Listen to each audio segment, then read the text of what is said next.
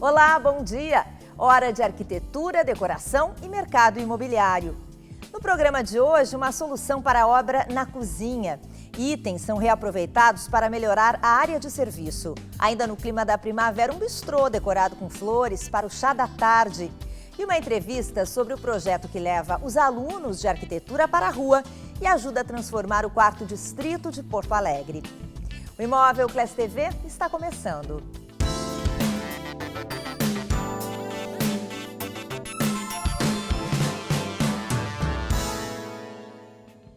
Tudo pode ser transformado. E um projeto reaproveitou itens da cozinha reformada para melhorar a área de serviço do apartamento.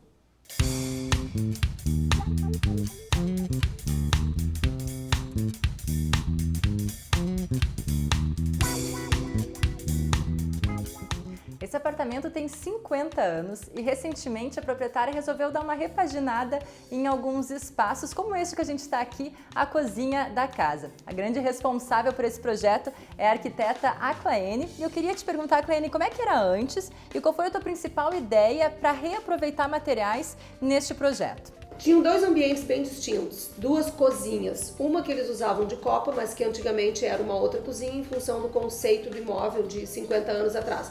A gente pegou a cozinha onde a cozinha acontecia e manteve, que é esse espaço que nós estamos, e a copa que eles usavam, que era uma outra cozinha da casa, esse ambiente que está aqui atrás da gente. Então a gente dividiu, unimos, desmanchamos essas paredes aqui, que estão esses vãos enormes que estão aqui nas nossas costas.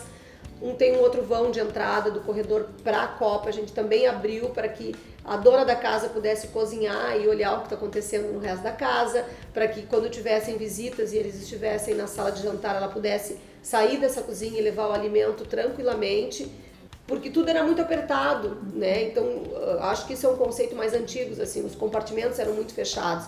Hoje em dia, o conceito é ambientes abertos, são coisas despojadas, a união entre as pessoas gerou a união entre os ambientes, então, copa, cozinha, tá tudo junto, cozinha com sala de jantar, gabinete com sala de televisão com dormitório, tá tudo muito misturado, como nós hoje em dia estamos. Então, o principal motivo desta reforma foi isso, foi unir os ambientes e trazer uma nova forma de viver dentro do jeito deles de viver. Foi exatamente isso. Perfeito. Uma das coisas que a gente observa nessa cozinha é esse tom do azul, né? O azul marinho trouxe um aspecto alegre, clean e moderno aqui. Essa escolha foi proposital? Sim. O que acontece? A dona da casa queria um ambiente aconchegante, ela queria um ambiente claro, queria um ambiente limpo, ela queria tirar a ideia aquela de clausura que era dada pelos ambientes de antes, assim. Então, nós partimos de uma peça, que foi o azul, não foi o azul especificamente a cor que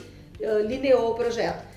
Com a história de querer fazer o aproveitamento, com a questão de fazer todo um envolvimento entre o que existia no apartamento e o que nós iríamos fazer, nós escolhemos uma peça para colocar no piso, que é uma peça que tem assim uma lembrança do ladrilho hidráulico, que é uma peça que tem a mesma história de vida, o mesmo tempo de vida do imóvel. Então nós escolhemos esta peça e esta peça permeou todas as nossas outras escolhas. A gente escolheu a partir dela o tampo do granito, a gente escolheu o melamínico dos móveis, a gente escolheu a cor das paredes, a gente escolheu os outros porcelanatos que foram usados a casa, inclusive esse da divisão que lembra madeira.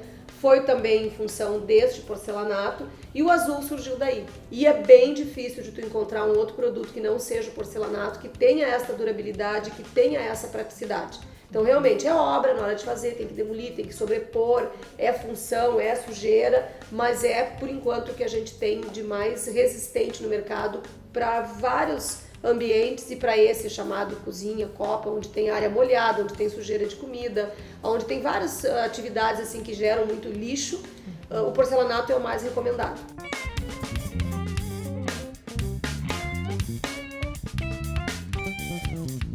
E falando do reaproveitamento, pois né, Claene, que é uma outra palavra-chave aqui nesse projeto. Vocês também conseguiram, da cozinha anterior, reaproveitar alguns materiais. Quais foram eles e para onde foram? Então, Flávia, a gente chegou agora na área de serviço e eu quero te mostrar, assim, precisamente quais são os tampos que eu falava antes. Então, esse aqui era o tampo que estava no armário, aquele fixo lá da cozinha. Esse espelho foi colocado depois, foi comprado porque ele não tinha. Esse móvel era o móvel que estava lá naquela cozinha antiga e ali, aquela pecinha, era aquele que era o aéreo, né, que a gente falou antes. E aquele ali é o tampo da pia, que como a gente falou, assim, ficaram 2 tanques separados de maneira que ela possa usar para serviço um e para as roupas outro. O balcão de baixo é aquele que a gente comentou, que foi refeito com o mesmo material desse aqui, claro que com um desenho moderno, sem as dobradiças externas, mas com os puxadores, assim, que o cliente com tanto carinho guardou e aproveitou que a gente agora pôde usar aqui na área de serviço.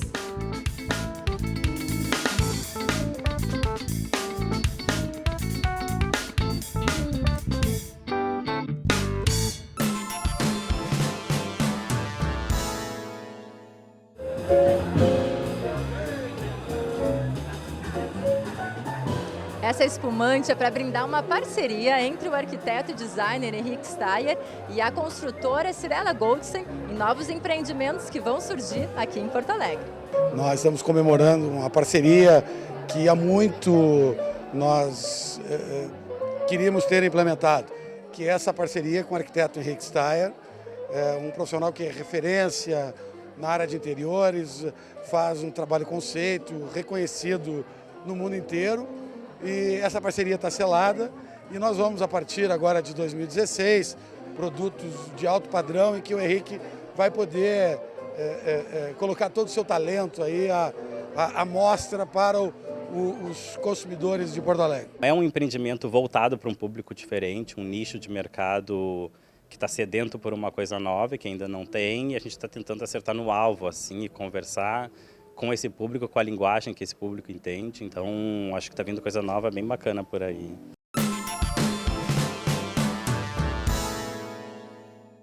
Na China, um trecho de um grande viaduto foi demolido e totalmente substituído em menos de 2 dias. A ponte Sanyuan é uma das principais artérias em uma das estradas de Pequim e teria levado até 2 meses para ser substituída se fossem usados métodos tradicionais. Mas o novo viaduto foi trazido em uma unidade pré-fabricada. O piso de concreto mede 55 metros de comprimento e 45 de largura, mais 9 vigas de aço. No total, são 1.300 toneladas.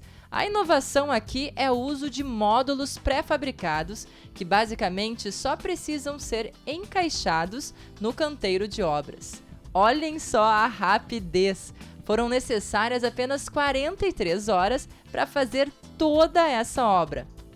E esta não é a primeira obra chinesa feita com módulos. Em março desse ano, um edifício de 57 andares foi construído em um recorde de 19 dias.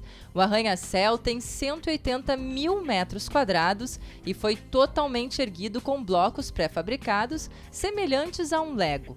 São 3 andares por dia. Este edifício tem 19 átrios com 10 metros de altura, mais 800 apartamentos e escritórios para 4.000 pessoas. Os módulos também são sustentáveis. Nesta obra foi reduzido o uso de concreto, que quase eliminou toda a liberação de poeira no ar, uma vantagem importante para os países que sofrem com a poluição, como a China. O edifício é revestido com 4 painéis de vidro, que vai diminuir e muito o consumo de energia. Edifícios erguidos com blocos pré-fabricados requerem um planejamento maior e o custo da sua fabricação pode ser inicialmente elevado, mas a longo prazo compensa muito. O que lhe vem à cabeça quando alguém fala do 4º Distrito aqui em Porto Alegre? Um bairro abandonado, tomado por prostituição, com ruas vazias e alto risco de violência? Pois isso está mudando já há um tempo. O bairro Floresta e aquela região toda está prestes a virar uma referência de transformação de uma região da cidade por iniciativa dos moradores e das pessoas que vivem e trabalham ali a partir de um trabalho coletivo. São várias as pessoas e os grupos que estão ajudando nessa mudança. Um deles é o Grupo Geração Urbana, da Faculdade de Arquitetura e Urbanismo da PUC do Rio Grande do Sul. Por isso estão conosco hoje aqui no Imóvel Class TV a professora de Urbanismo da PUC, Cibele Vieira Figueira, e a estudante de Arquitetura, Mima Feltrin. Tudo bem? Bem-vindas. Tudo bem. Queria começar, Cibele, te perguntando como é que surgiu a participação, a entrada da Faculdade de Arquitetura da PUC nessa história do 4º Distrito. Teve um começo que foi orientado pela própria comunidade, posso falar no sentido até de pessoas que se organizaram, né? Já tem um grupo que é o Refloresta, que teve há uns 4 anos, começou uma série de iniciativas. E foi muito importante o pessoal do coworking, do nosso coworking, que começou a organizar algumas reuniões e que começou a juntar alguns empresários da área. E a PUC foi convidada através do Tecnopuc para participar dessas reuniões. E lá se sentiu que a área de urbanismo, né, de arquitetura e urbanismo, era muito importante participar. A partir dali, me nomearam como representante da FAO para começar a acompanhar essas reuniões. E nesse período eu comecei a ver que eram muitas as questões que saíam, né, dessas. E eu até brinco, assim, eu comento. Era um grupo né, de gente de muitas áreas, daí tinha uma professora de arquitetura e urbanismo lá, todo mundo queria as minhas respostas, né? Sim. E aí eu falo, se fossem tão fáceis as respostas para os lugares, né, a gente até não teria que estudar tanto. E aí a gente começou a se envolver no sentido de pensar, bom, vamos ver como é que a gente pode contribuir. E nessa época já estava desenvolvendo alguns projetos de pesquisa e acabamos envolvendo alguns alunos nesse processo também. Que tinham também interesse nessa área. Nesse tipo de área, exatamente. E a Mima é um desses alunos ou a Mima entrou depois? A Mima entrou depois, mas é uma grande força atual. Vocês hoje têm um espaço dentro do Vila Flores. Exato. O Vila Flores é um, digamos assim, um ponto onde saem essas ideias, principalmente ali da região, ou é um dos? É um dos, eu diria, né? Porque, na verdade, eu acabei conhecendo o João Valig, né? Que é um dos donos do Vila Flores, numa dessas reuniões. E é bem interessante, porque principalmente ele e o Carlos, que é o dono do hostel, né? A boutique, são duas pessoas com muita força, com muita vontade de mudança naquela região. E através dos seus imóveis estavam tentando isso, mas eles entendiam que isso fazia parte de um processo maior. E a gente começou a estreitar laços nesse sentido, até que começamos a pensar que era necessário que a pesquisa ela não acontecesse na faculdade, né, mas sim vinculada à área, para que a gente pudesse vivenciar o bairro, se aproximar da realidade que acontecia ali. E nesse momento, quando a gente estava nessas discussões, surgiu daí o convite da Associação Cultural Vila Flores, como um investimento em pesquisa, de nos proporcionar uma sala dentro do Vila Flores para a gente poder desenvolver nosso trabalho ali. Então foi super interessante, sim, porque aí os bolsistas que a gente tinha começaram a trabalhar, né, nessa área e o pessoal voluntário acaba também tendo um local onde se concentrar e colaborar, né, com a pesquisa. E como é que é o trabalho, Mima, que vocês desenvolvem lá hoje? Sempre vinculado com a faculdade, a gente aprende o conceito durante as disciplinas, mas acho que o que é muito gratificante para o estudante é poder, lá no Vila Flores, no bairro Floresta, ver isso acontecendo na prática. Então, aquela relação de ter uma escala humana com a cidade, conhecer para quem tu está projetando, dentro do muro da faculdade não seria possível se não fosse essa experiência que acontece graças a essa sala, esse convívio da gente ir trabalhar e ficar, bom, fazendo os nossos levantamentos, que muitos são de medir o espaço entre a árvore e o muro para ver o que a gente pode fazer. Sim, é um laboratório mesmo, É como né? se fosse um laboratório, exatamente. Na área de vocês não deve ser muito fácil ter uma oportunidade como essa, Exatamente. Né? Então, o que a gente tem feito, e assim, o que foi interessante dessa proximidade com a comunidade, é que a gente começa a ser questionado no sentido de dar respostas também, né? Então, acho que é super saudável nesse sentido a gente pensar como a academia pode colaborar. E a gente, na verdade, uma das ações que foi bem importante, além da pesquisa, é que a Faculdade de Arquitetura entendeu, né, que esse era um projeto interessante, que deveria se engajar. E todas as disciplinas de projeto arquitetônico, de urbanismo e de paisagismo, hoje em dia elas são desenvolvidas, agora estamos no 4º semestre, né, na região do 4º distrito. Então a gente está conseguindo produzir uma série de projetos que são debatidos em aula com diferentes professores, diferentes pontos de vista. E esse até é um dos trabalhos que a gente também tem procurado desenvolver, assim, fazer esse link, né, essa ligação entre as diferentes né, oportunidades, projetos que têm surgido naquela região. O que tu defines como o quarto distrito? O quarto distrito, definido não por mim, né, mas é aquela parcela que a gente tem, né, de terras ali, composta por 6 bairros, que está desde da rodoviária até a Arena do Grêmio. Né? Maitá, Floresta. Exatamente, São Geraldo, Navegantes, né, Farrapos, todos esses bairros compõem o quarto distrito. A gente acabou dentro da pesquisa entendendo, a nossa pesquisa ela tem um objetivo bem concreto também, que é estudar oportunidades dentro da região, através de investigar assim, quais são os imóveis da região que estão ou em desuso, né, ou áreas que estão livres dentro da cidade, sejam elas públicas, especialmente, né, e algumas privadas, e associado isso ao patrimônio histórico, tentando entender quais são as grandes áreas em que a gente poderia ver oportunidades de projeto conjugando essas duas questões, porque a questão do patrimônio é bastante muito discutida, muito debatida, no sentido de que muitas vezes quem tem esse patrimônio entende que tem um ônus maior do que um bônus, né? Às vezes acha que tem uma bomba exatamente, na mão, né? E não um patrimônio. Exatamente. Mas também às vezes fica abandonado também pelo poder público. Né? E a gente também tem exemplos de áreas que são públicas e que também não estão colaborando, né? Porque a gente trabalha na faculdade com essa ideia da função social da propriedade, né? Então a função social da propriedade é qualificar a cidade. A gente, assim, que não mora naquela região, né, eu que já tenho 45, assim, a gente passa pelo quarto distrito, né, há muitos anos, assim. E tu vai tendo aquela imagem de um lugar onde tinha indústrias e hoje é tudo fechado, onde tem algumas empresas, mas que no fim de semana fica tudo vazio. E já há mudanças, né, mas são mudanças que estão surgindo das pessoas que têm imóveis ali, que resolveram usar esses imóveis e criar colocar vida na região mesmo, né? Eu também gostaria de salientar, assim, né, perguntando um pouquinho dos objetivos, como tu tinha comentado. A gente tem participado de diversas reuniões de várias frentes e a gente tem tido apoio da prefeitura no sentido de que hoje em dia tem um setor da prefeitura que está preocupado com esse projeto de resiliência que Porto Alegre está envolvido, né, que está envolvido com a própria Fundação Rockefeller Center, que tem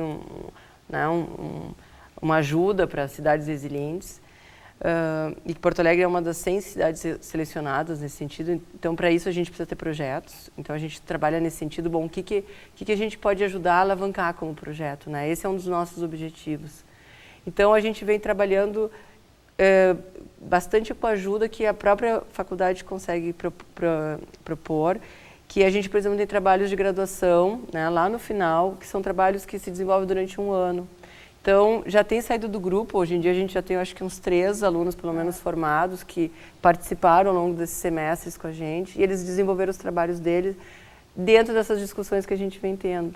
Então, a gente está conseguindo formar uma rede de projetos, e isso a gente tem conversado com a própria prefeitura, pensando até no sentido de percurso, né? Que a gente fala muito dessa cidade com ciclovia, essa cidade para caminhar, mas a gente tem que saber por onde caminhar. Então a gente não pode pensar que a gente vai ter recurso para ajeitar tudo, né? Então a gente tem trabalhado muito com a ideia de estimular alguns percursos e organicamente essa cidade vai se qualificando.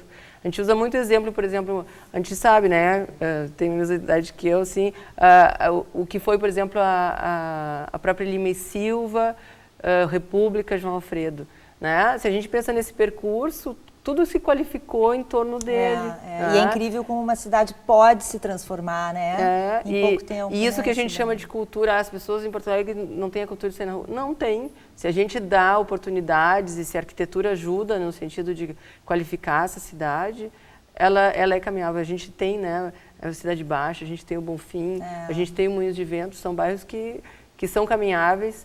E aí é outra questão que a gente levanta muito, assim, por que os novos bairros de Porto Alegre não são assim caminháveis. Né? Então a gente tem discutido muito nesse sentido dentro da faculdade. Que legal. Bom, quem quiser conhecer mais do trabalho de vocês, como faz para entrar em contato, para conhecer? Acho que a partir do Facebook é o contato mais direto, manda uma mensagem, a gente responde sempre. E também, a partir dali, vai conhecer os integrantes e pode conversar. o blog. E é Geração Urbana, é isso? Geração Ou é da Urbana. faculdade, o Facebook? Não, é Geração Urbana. Essa juventude, elas...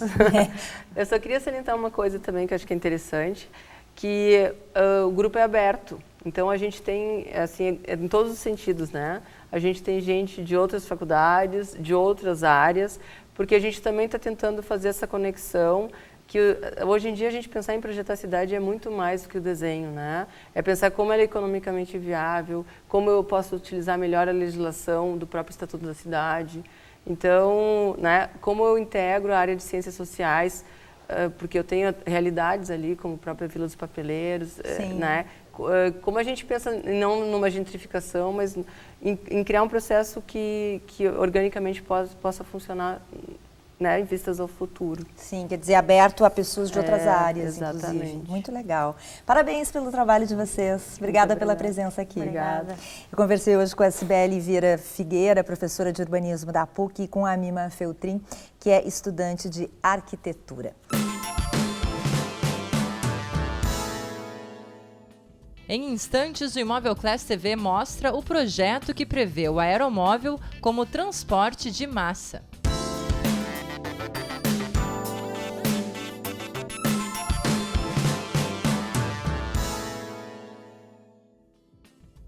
No clima da primavera, nós conhecemos um bistrô que apostou na decoração com flores e criou um ambiente muito aconchegante.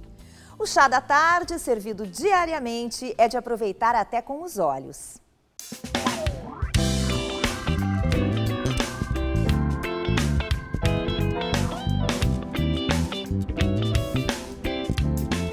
A gente parece que está numa casinha de boneca. Cada detalhe foi super pensado pela Ana Celina e pelo esposo dela, que abriram esse House Bistrô Café faz 3 anos e é um sucesso, a casa sempre cheia. Aqui no andar de baixo e no andar de cima cabem 100 pessoas, né, Ana? Como é que vocês fazem para criar esse ambiente aconchegante? A gente parece que está numa mesa personalizada, mas não está. Qual é esse carinho, essa dedicação que vocês têm por trás de cada um desses detalhes? A gente vai comprando as coisas em viagens, né? Ou então em leilões, né?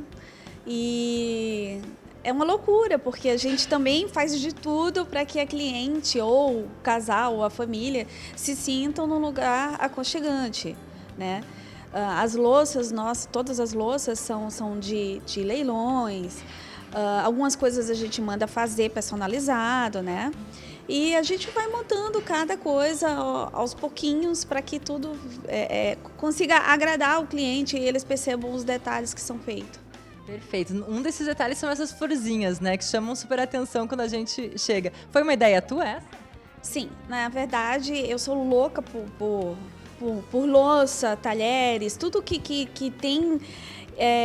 tudo para casa, na verdade, né? Essas flores eu trouxe da Bahia. E eu tô sempre ligada em tudo que está acontecendo para casa mesmo, né? E é isso, a gente vai atrás. Não precisou de uma arquiteta, né, Ana? Isso que é interessante também. Vocês foram atrás de referências e foram construindo esse local, né? Agora com essas redes sociais, a gente sabe que tudo que está acontecendo, como montar, e aí você termina muitas vezes aprendendo e copiando e fazendo do teu estilo, né? Não, nós não contratamos ninguém, foi tudo eu e o meu esposo, Renato Brosina, que fomos fazendo ao longo desses 3 anos, né? A decoração aos pouquinhos. O papel parede, as flores... Muitas vezes foi pensando assim mais na mulher, tanto que os casamentos que acontecem aqui não precisa de muita coisa.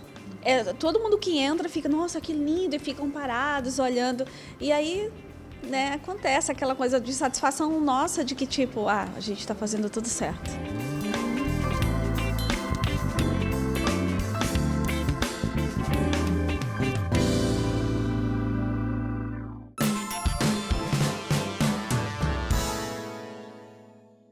O O aeromóvel que liga o Aeroporto Salgado Filho à estação da Transurb, inaugurado em 2013, alcançou a marca de 2 milhões de passageiros transportados. São 2 veículos que funcionam alternadamente conforme a demanda. Um tem capacidade para 150 usuários e o outro para 300. Eles são suspensos, movidos por propulsão pneumática e permitem a integração e o acesso rápido e direto entre o trem e os terminais do aeroporto. Bem do ladinho de Porto Alegre, Canoas conta com um projeto de construção de um aeromóvel que deve ser inaugurado no final de 2016. Será a primeira cidade brasileira a utilizar o aeromóvel como transporte de massa. O projeto prevê 3 linhas que atenderão alguns pontos do município. Na primeira etapa, devem circular 6 carros, com capacidade para 300 pessoas cada um. O ponto de partida será a estação da Transurb Matias Velho e o destino, o bairro Guajuviras. Serão 7 plataformas em quase 5 quilômetros de extensão. O investimento é do governo federal e o custo chega a 287 milhões de reais.